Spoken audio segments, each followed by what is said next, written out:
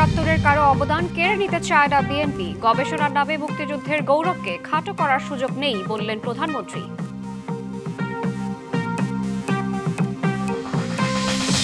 দেশের বেশিরভাগ filling station বন্ধ থাকলেও খোদ রাজধানীতেই চড়া দামে মিলছে জ্বালানি তেল। চোরাই কারবারিতে জড়িত সরকারি বেসরকারি বিভিন্ন গাড়ি।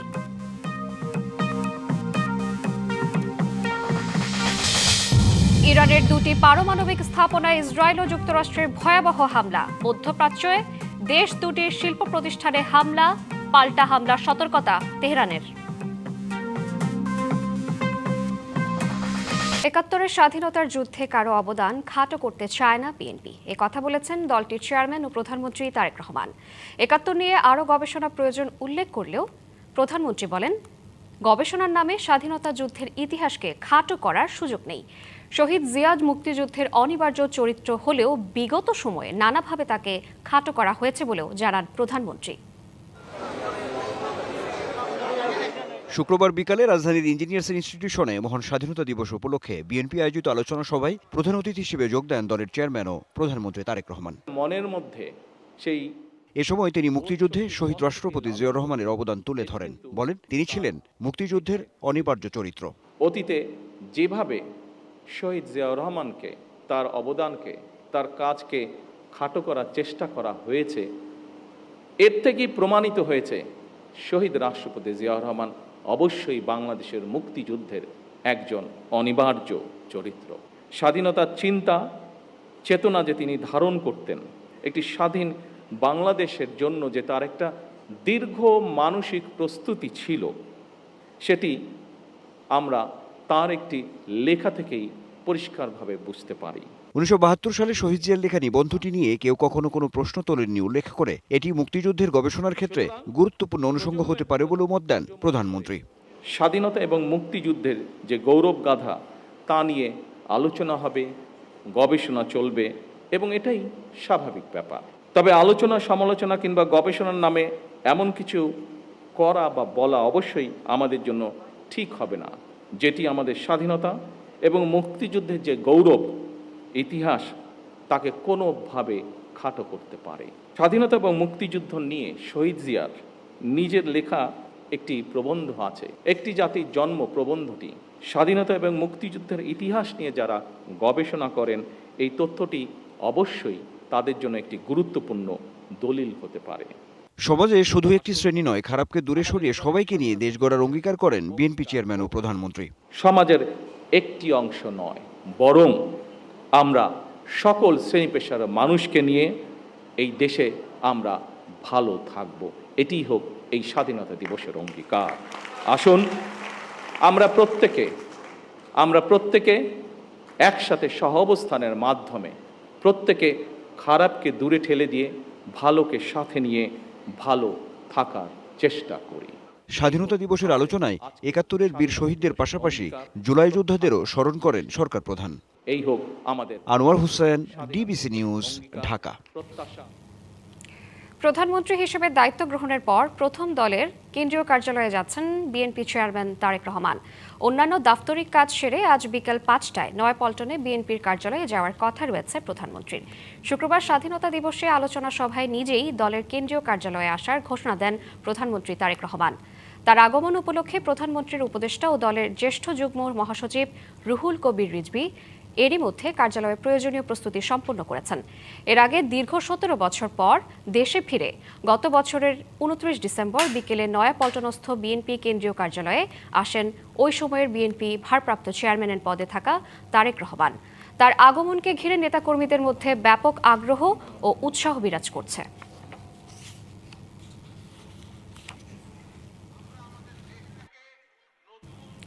ত্রয়োদশ জাতীয় সংসদের প্রথম অধিবেশন আগামীকাল রবিবার বিকাল 3টায় পুনরায় বসবে।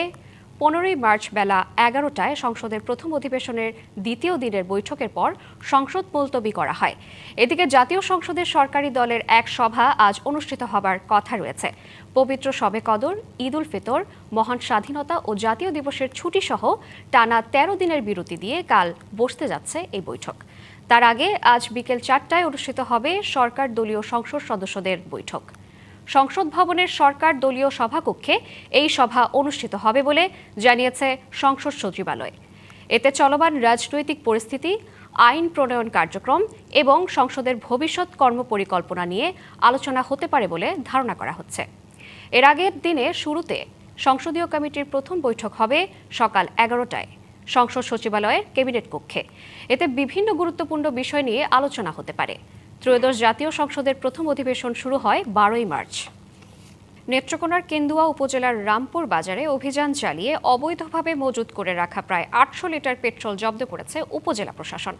একই সঙ্গে লাইসেন্স ছাড়াই অতিরিক্ত দামে পেট্রোল বিক্রির দায়ে এক ব্যবসায়ীকে 40,000 টাকা জরিমানা করা হয়েছে।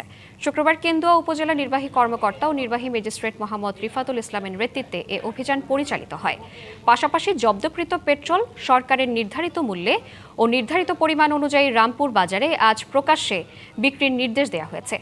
এ বিষয়ে প্রয়োজনীয় ব্যবস্থা গ্রহণের জন্য কেন্দুয়া থানার ভারপ্রাপ্ত কর্মকর্তাও নির্দেশ দেওয়া হয়েছে।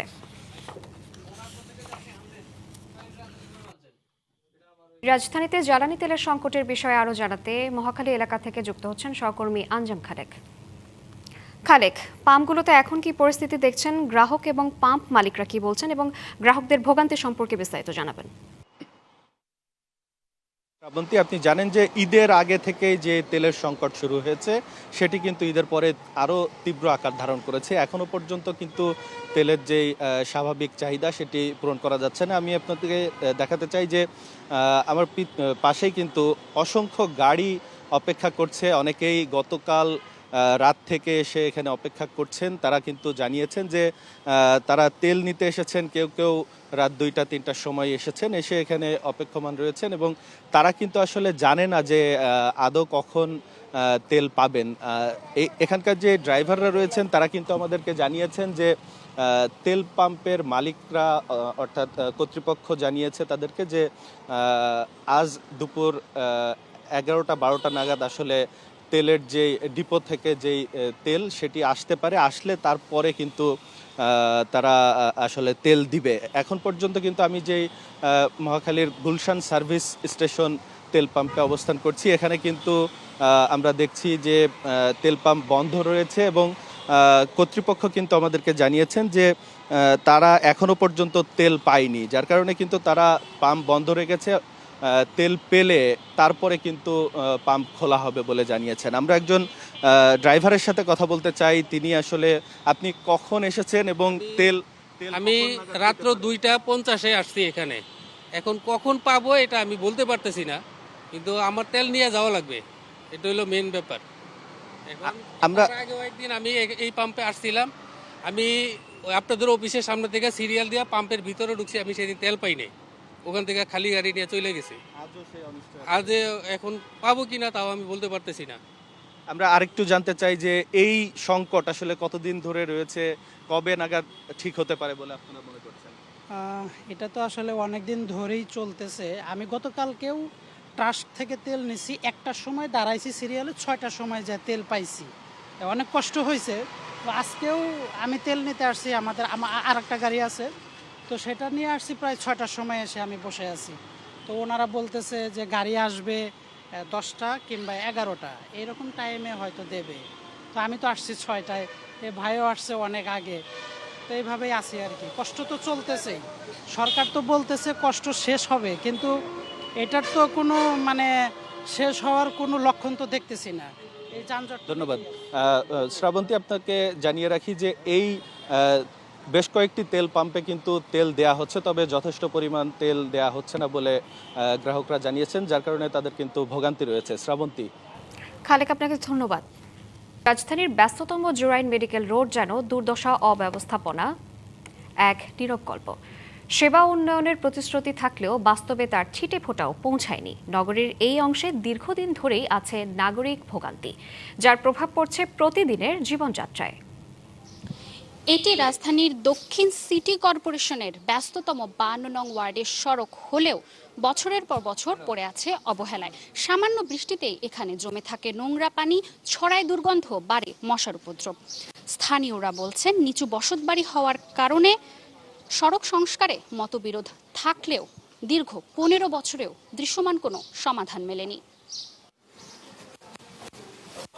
এই এলাকায় দ্রুত গতিতে কাজ চলছিল, কিন্তু কিছু নামধারী নেতাদের কারণে, তাদের বাধার কারণে, চাঁদাবাজির কারণে নিজের দলের লোককে বাঁচানোর জন্য এই কাজটা বারবার বন্ধ করে দেওয়া হয়। 2023 সালে আবার এটার জন্য 17 কোটি সামথিং টাকা পাস করা হয়, ঢাকা সিটি কর্পোরেশন দক্ষিণ থেকে পাস করানো হয়। তো তখন এটা যে কন্ট্রাক্টর ছিল হইলো আপনার আগের যে এমপি ছিলেন বাবলা সাহেবের ভাইগনা মাসুদ, তো ওর করাপশনের জন্য এইগুলা কাজগুলা বন্ধ ছিল।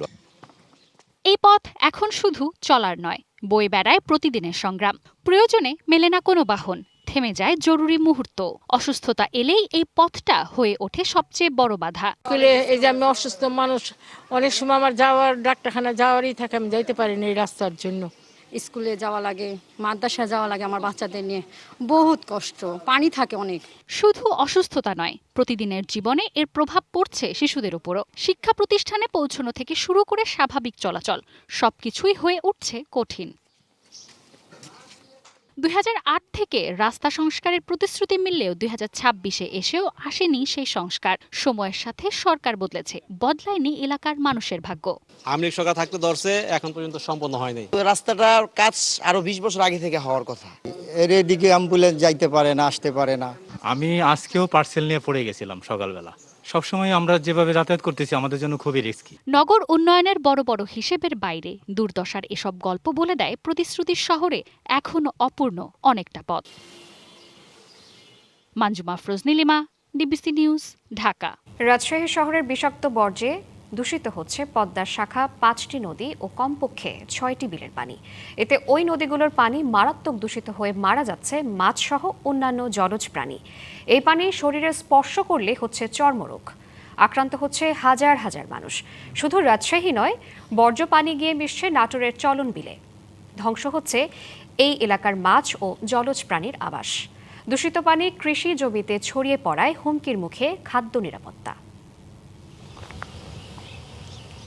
পদ্মার শাখা বারাহী নদীতে একসময় ছিল স্বচ্ছ পানির ধারা। কালের বিবর্তনে নদীর বুক জুড়ে এখন শহর। চিহ্নমাত্র অবশিষ্ট অংশ দিয়ে শহরের সব বর্জ্য পানি বয়ে যায় বার্নই নদীতে। বারাহী নদীর বিষাক্ত পানিতে কয়েক বছর ধরেই মেলে না কোনো মাছ, এমনকি শামুক ঝিনুকও। বর্ষায় বারাহির পানি আশপাশের বিলে মিশে ফসলি জমিতে ছড়িয়ে যায় মেডিকেল বর্জ্য, প্লাস্টিক, সিরিঞ্জ সহ নানা উপকরণ। এসব সিরিঞ্জ পায়ে ফুটে ভুগছেন অনেকেই। নদীর পানি না পেয়ে ফসলও আর হয় না আগের মতো। পানিতে যদি নামা হয় তাতে প্রচুর পরিমাণে চুলকানি হয়, এতে করে নানা রকম অসুখ বিসুখ সৃষ্টি হচ্ছে। এবার শহরের পানি গড়ে আসে আমাদের নদী একদম নোংরা ফেলেছে।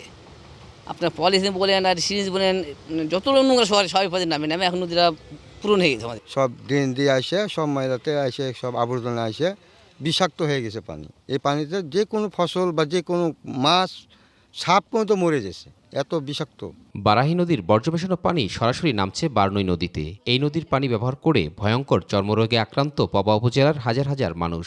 নদীর পানি দূষিত, এই যখন রাত 6 থেকে ড্রেন ছাড়ে তখনই ধরেন নদীর পানিতে আর নামার কোনো বুদ্ধি নাই। মেডিকেল থেকে ড্রেন ছাড়ছে, ড্রেনে থেকে ময়লা পানি আসে পানি দূষিত হয়ে যাচ্ছে। আর আমাদের বাড়িতে 9 জন আক্রান্তর মধ্যে 1 জন মৃত্যু হয়েছে আর 8 জন বর্তমানে আক্রান্ত। মূলত নদীর পানি ব্যবহার করেই হাজার হাজার মানুষ চুলকানি, ছত্রাকজনিত ইনফেকশন, সোরিয়াসিস সহ বিভিন্ন চর্মরোগে আক্রান্ত।